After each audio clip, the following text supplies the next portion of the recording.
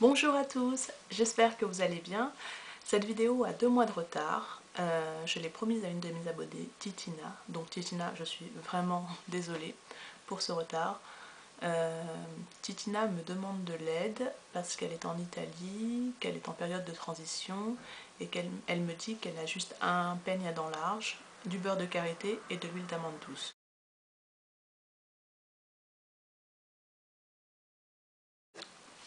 Je pense que cette vidéo va aussi intéresser toutes les personnes qui sont revenues au naturel récemment et qui cherchent des informations, les personnes qui ont des cheveux défrisés et qui cherchent à s'en occuper différemment, et comme toi, les personnes en transition.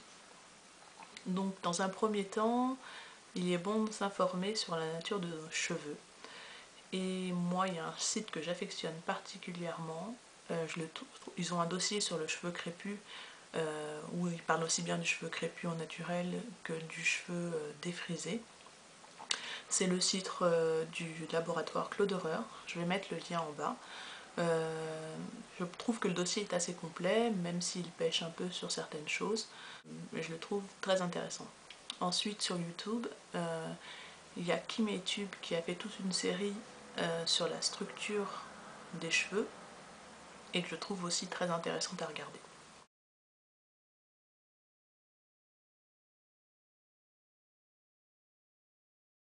À présent, je vais passer à la partie entretien du cheveu crépus, mais je vais être assez brève parce que sur YouTube, on trouve plein de vidéos pour chacune de ces étapes et j'ai pas envie de faire de la répétition.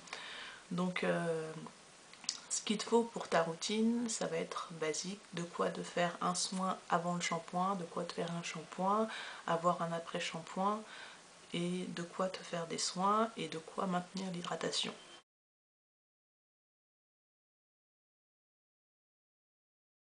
Donc le soin avant shampoing, il va permettre de nourrir tes cheveux et de les protéger contre l'agression du shampoing.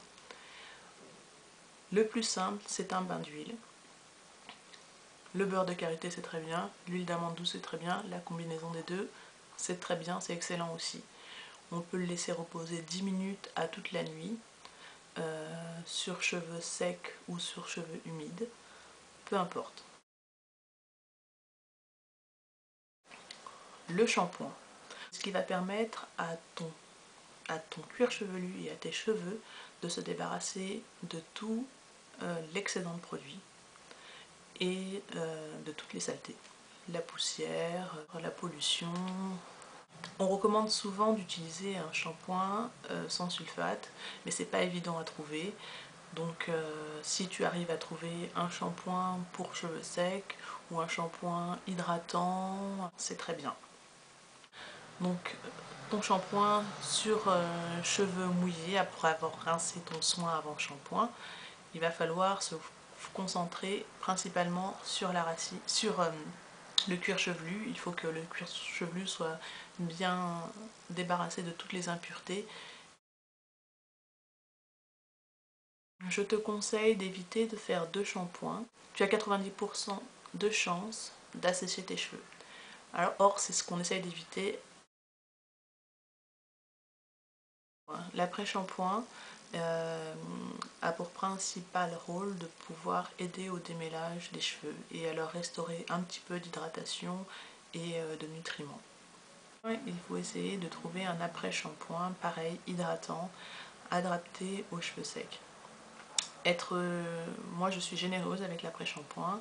Il faut démêler les cheveux quand ils sont mouillés et avec de l'après-shampoing dessus. Avec ton gros peigne, c'est le moment où c'est le plus facile. Il faut aussi le faire section par section, sauf si tu as les cheveux très courts, pour éviter un maximum la casse.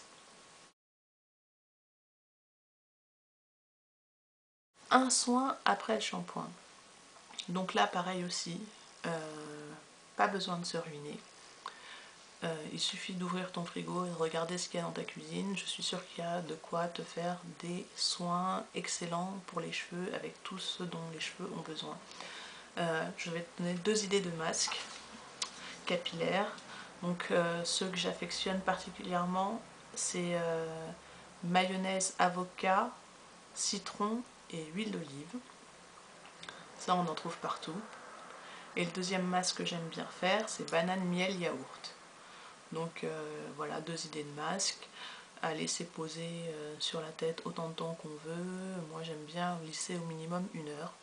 Donc voilà, sous une source de chaleur qui peut très bien être la chaleur du corps, c'est-à-dire mettre une charlotte en plastique, mettre plusieurs foulards, c'est largement suffisant.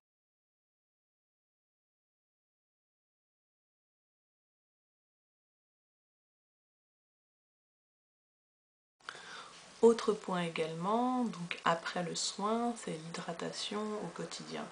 Après avoir rincé son soin profond, on va sceller l'hydratation, c'est-à-dire emprisonner l'hydratation dans son cheveu. Et ça, on le fait grâce à un corps gras, de l'huile ou un beurre, ou les deux. Moi, ce que je te conseille, c'est d'utiliser ton beurre de karité, qui est un beurre excellent pour les cheveux. Il protège et nourrit le cheveu. Pour faciliter son application, je te conseille de faire un beurre fouetté, c'est-à-dire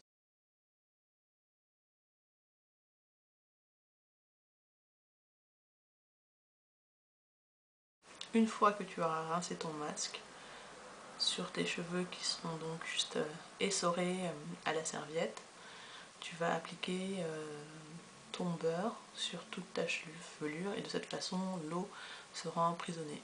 Ensuite, il faut les laisser sécher, de préférence à l'air libre.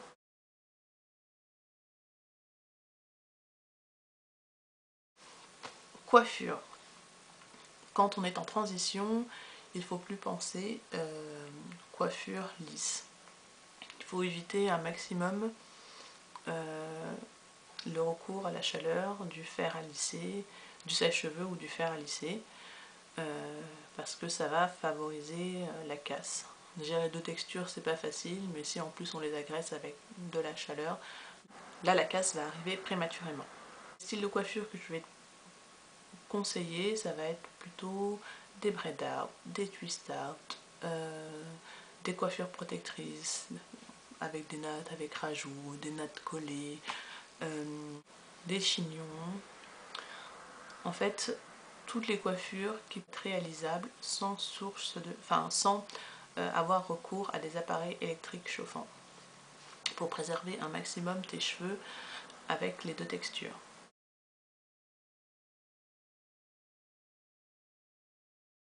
En transition, tu ne vas pas y couper, forcément tes cheveux vont se casser, plus ou moins vite selon la façon dont tu en prends soin. Là qu'il va falloir être forte et être préparée, les cheveux vont se casser pour laisser place de plus en plus à ta texture naturelle qui va être plus forte que tes cheveux défrisés qui ont été fragilisés par le défrisage. Il va falloir donc être courageuse si c'est vraiment ce que tu veux passer au naturel. C'est ce qui va avec, supporter la casse. Une fois que tu seras prête, tu pourras prendre ta paire de ciseaux et couper toute la partie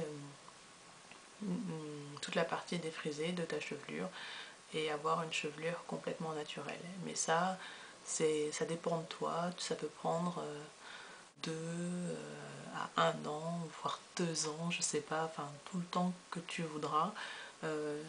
Gérer des textures, c'est pas facile, mais tout le temps que tu le supportes, tu peux le faire. C'est pas avoir les 2 textures, c'est pas mauvais en soi pour les cheveux.